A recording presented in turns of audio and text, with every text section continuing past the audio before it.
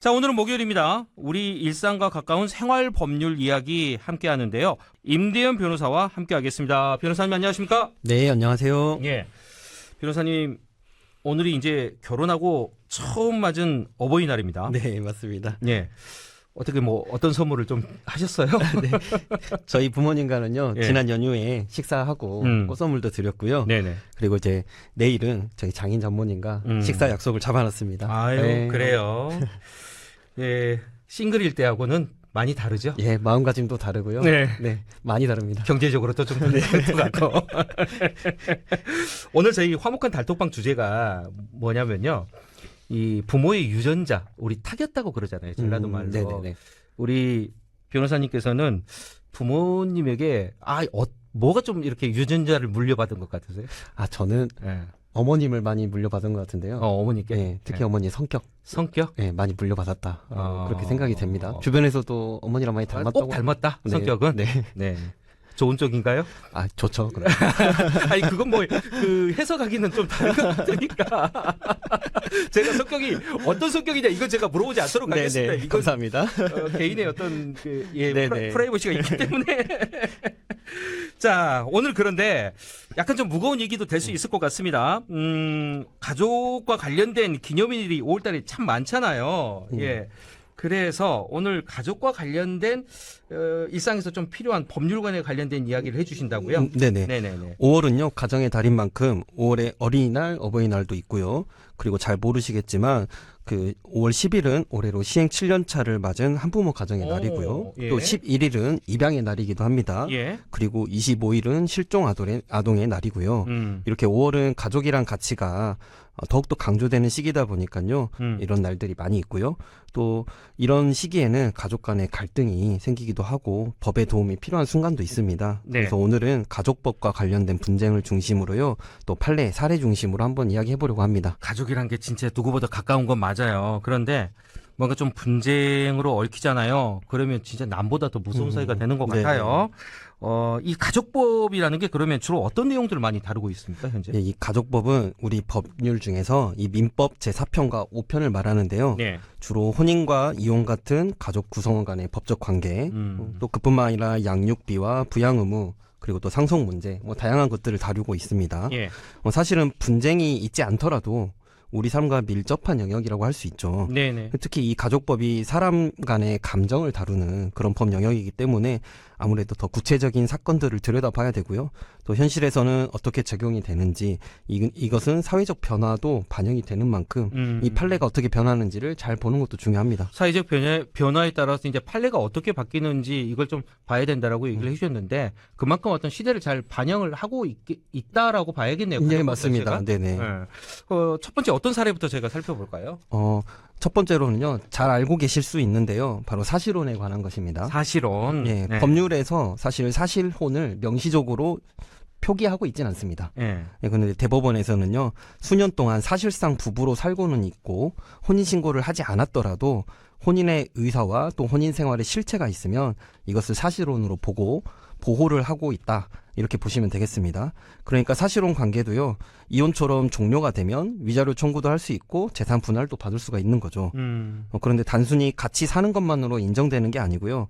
공동생활비를 부담하는 경제적 공동체라든지 또는 주변 사람들한테 부부로 인식될 정도의 객관적인 혼인 생활의 실체, 예를 들면 결혼식을 했다. 이런 것들이 될 수 있겠죠. 네. 이런 것들이 증명이 돼야 됩니다. 그러니까 실제로 혼인을 해서 생활을 하고 있다라는 것들이 증명이 돼야 된다.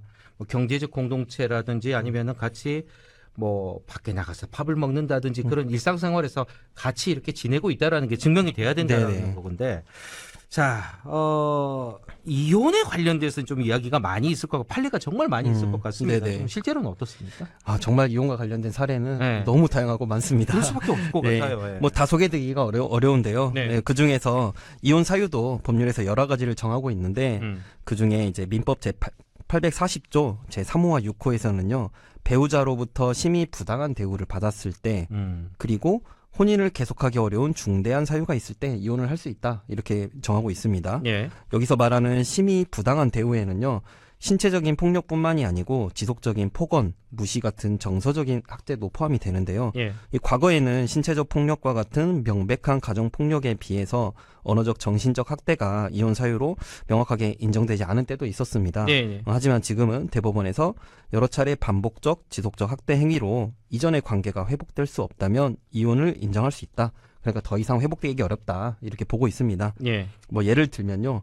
상대방의 폭언이 담긴 메시지, 그리고 가스라이팅을 의심할 수 있는 스스로 적은 일기장, 또는 심리 상담을 받은 내역, 또 지인과 주고받은 문자 내역, 이런 것들은 다 정신적 학대의 증거로 인정될 수 있습니다. 이 모든 것들이 좀 정리를 하자면 부부간의 어떤 신뢰를 좀 깨트리는 그런 행위, 네. 이런 것들이 지금 가장 결정적인 이혼의 어떤 결과가 된다. 네네, 그렇습니다. 그렇게 이야기가 되겠네요. 네. 예. 아무래도 이 혼인 관계라는 게 그 본질은 애정과 신뢰에 기반을 하고 있잖아요. 네. 근데 이거를 회복하기 어렵다. 여기에 바로 방점이 있는 거죠. 네네. 또 같은 의미로 이제 이런 경우가 있습니다.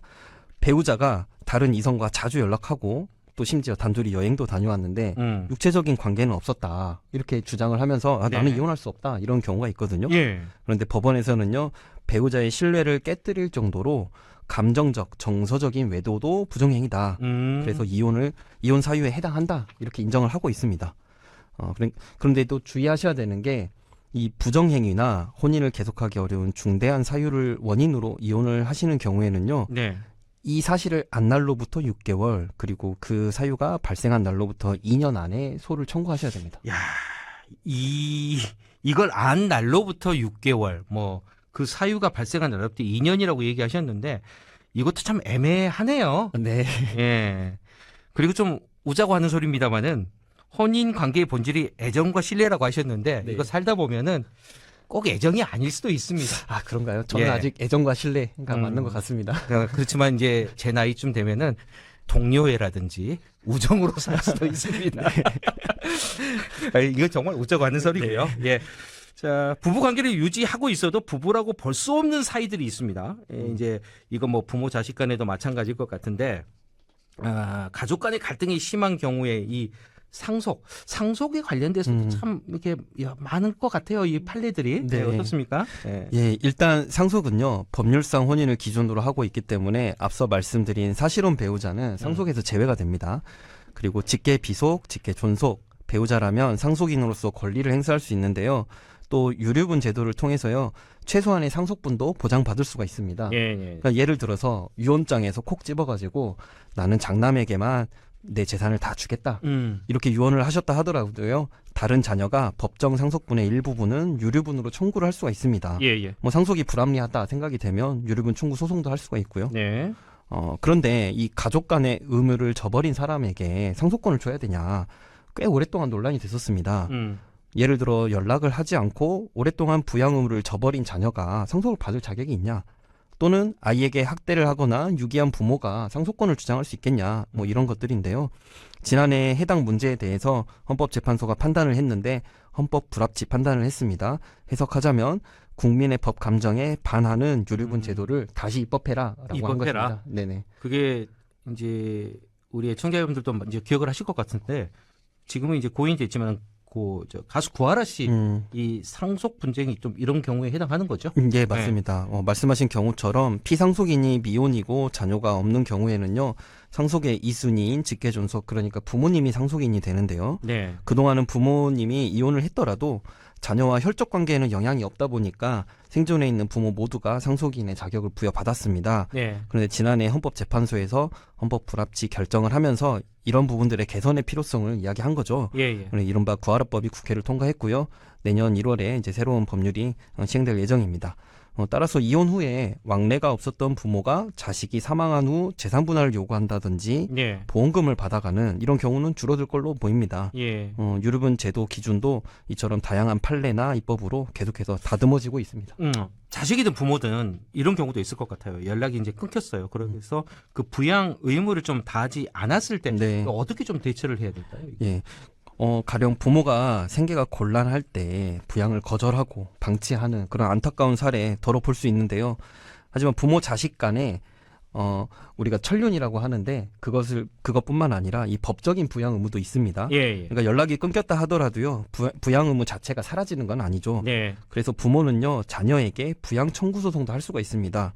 그러니까 법원에서는 자녀의 수입과 부모의 생활 여건 등을 따져가지고 매달 일정한 금액의 부양료를 지급하도록 명령할 수도 있는 거죠. 네. 그러니까 자녀가 부양할 능력이 있다면 그에 따른 법적 책임도 져라 그런 것입니다. 네. 다만 연락 두절을 이유로 자녀의 상속권이 그 자체로 박탈되지는 않습니다. 박탈되지는 않는다. 예. 상속권을 제한하려면요 법원이 인정하는 뭐 학대나 중대한 유기 이런 상속 배제 사유까지 있어야 합니다. 예, 알겠습니다. 자, 오늘은 가정의 달을 맞아서 가족과 관련된 법적 판례를 중심으로 저희가 살펴봤습니다.